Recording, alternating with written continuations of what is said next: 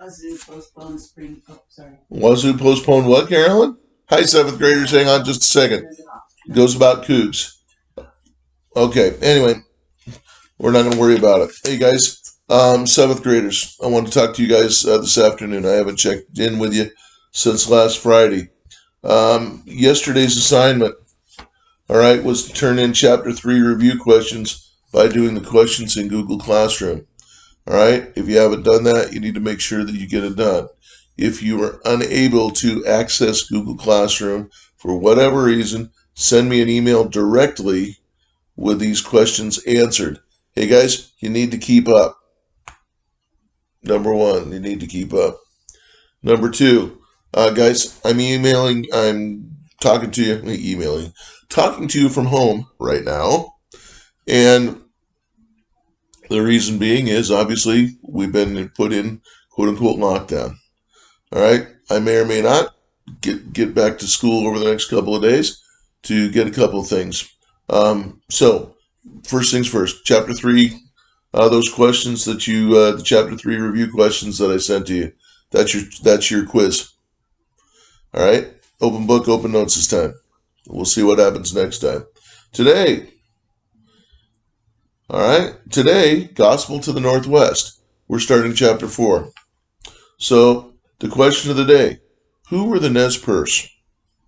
And ladies and gentlemen, that's a pretty tough question to ask, obviously, when we start reading the chapter, because you'll find the Nez Perce were a pretty complex people.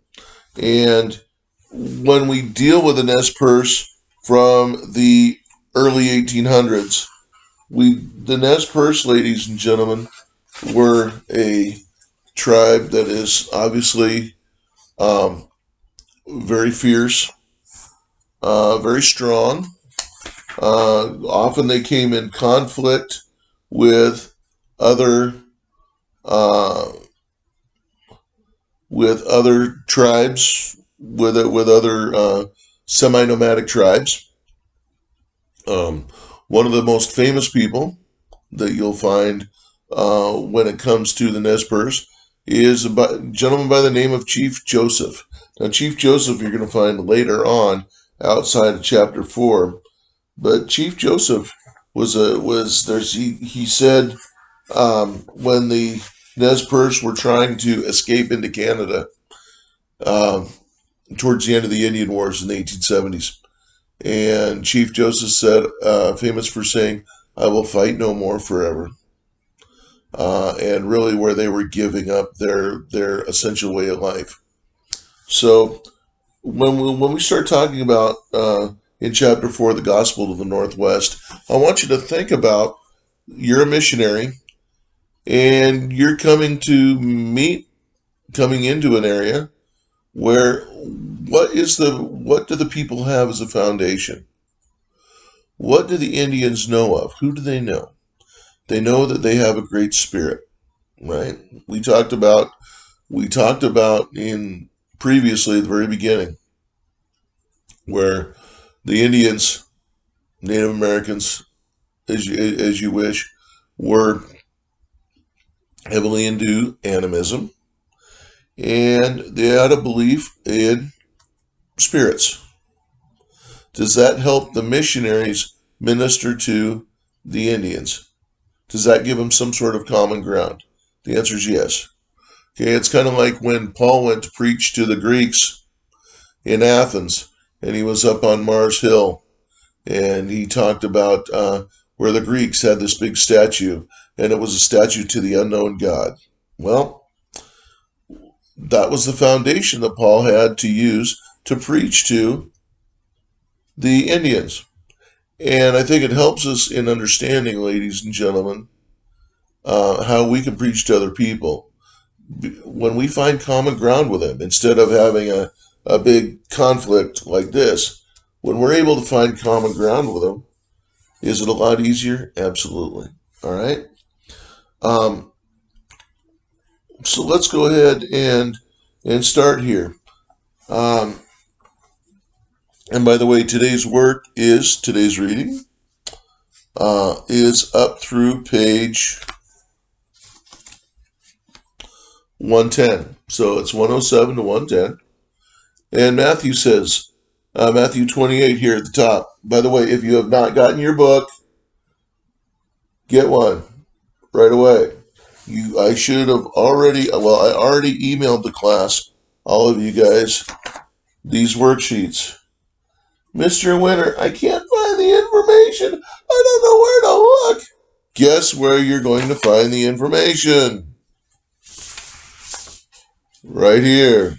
For example, all right, number 1, Nez Perce delegation. In 1831, 4 Nez Perce Indians arrived in blank. They wanted knowledge of blank. They wanted to know about the white man's blank. In the fall of 1831, 4 Nez Perce Indians appeared in St. Louis. All right, so they arrived. Well, they appeared in St. Louis, Missouri, a bustling frontier town and gateway to the West. The townspeople gawked at the strangers because their hair and clothing were unlike that of the Indians of the surrounding tribes. They wore short deerskin shirts and buckskin leggings, Their black hair glistened with fish oil. They had traveled more than 2,000 miles in search of an old friend of the tribe, William Clark. The Nez Perce befriended and helped Clark on his expedition with Lewis 26 years earlier. Clark now served as the superintendent of Indian Affairs for the area of the Louisiana Purchase.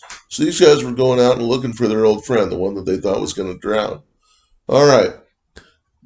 The Nez Perce warriors sought knowledge of Christianity. Hint, hint. All right. They wanted the white man's book. Oh. They wanted to know about the white man's what? Oh, the white man's God. Exactly. It's right here. Okay? They wanted the white man's book for the Great Spirit that teaches men the will of God. They asked for black robes, priests or ministers, to teach them about the white man's God. Well, that takes care of that. Okay? The Nez Perce had heard about the Christian faith through fur traders and Eastern Indians who came west, and through a few young Indian men like Spokane Gary, whom the Hudson Bay Company had sent to Christian school. Clark welcomed the Nez Perce visitors and promised to help. Sadly, 2 of the warriors took ill and died in St. Louis, and another died on the trip home. Only one made it back to his people, and he was killed shortly thereafter in a battle with the Blackfeet Indians. Hey guys, these Native American tribes here in the Northwest, a lot of them, especially east of the mountains, did not exactly like each other. They didn't exactly get along very well. Okay, so that was the first one. Okay, in 1833, a visitor to St. Louis wrote the following exaggerated account of the Nez Perce delegation, which appeared in the Christian Advocate, a Protestant magazine. All right, well, you can go down here. Okay, black robes. Okay, how deeply touching the circumstances. Okay, anyway, and it goes on down. Okay, and then on page 108. Well, let's go here first to the second section. Okay, who are the black robes? That's a good question, right? Who were the black robes? Okay, the black robes was the name the Indians gave to who? Priests or ministers. They wanted the black robes to teach them about the white man's God. Okay, simple enough. So I think you guys can do pretty well. We're going to go on to the next one. All right, on page 108, Jason Lee. Not Bruce Lee, not Robert E. Lee, but Jason Lee. Okay, so we're going to be learning about Jason Lee here. Hey, okay, Jason Lee was obviously based on what it talks about here, a missionary, was he not? Okay, so ladies and gentlemen, I think without taking out, it's already almost 10 minutes into it. Okay, I want you guys to find out who these people were, but I want you to spend as much time, ladies and gentlemen, why did these people come here? What was the purpose? What were the missionaries doing? They were risking their lives to come out here so that they could get gold or silver, or was it was much more important, wasn't it, to bring people to Christ? Okay. Now, I want you to spend time over the next couple of days. All right. Let's see. We're going to be looking at Thursday, the Nisqually Methodist Mission, and who the Richmonds were in Spokane, Gary. Hey guys. And then on Friday, we have the Whitmans. And I want you to look at the video that it talks about here with the Whitman Mission National Historic Site. Okay, guys, other questions you might have, once again, if you need to be up to speed, or you need to be taking care of your work, getting it done. But also, guys, when it comes to due dates, look, I want you to get it done this week. Okay, I'm going to give you guys the lesson plans for the week, and I expect you to take care of your work throughout the week. All right? If you have any questions, once again, concerns, things you don't understand, please get a hold of me. Okay? Now, a fun book that you might enjoy. Okay, it's called The Prairie Traveler. Okay, this was a book that has been reprinted. You can find it online, a lot of places. All right, this was a book that was actually reprinted from, I believe, let's see, originally published 1859.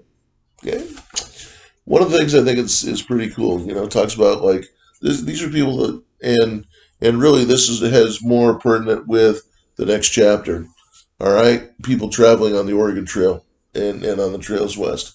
But right here, it talks about the scarcity of water upon some of the routes across the plains occasionally exposed the traveler to intense suffering, and renders it a matter of much importance for him to learn the best methods of guarding against the disasters liable to occur to men and animals in the absence of the most necessary element. That explains why the store shelves were empty of water, so to speak. Okay, anyway, guys, I hope you have a good rest of your week. I am here to help you guys. If I don't get back to you right away, once again, emailing me directly through my school email, scott.winter@cedarpark.org, is going to probably get a lot quicker than through Google Classroom. Keep up on the assignments. Keep working hard, guys. And we will talk to you later. Have a blessed day. Bye-bye. I miss you guys.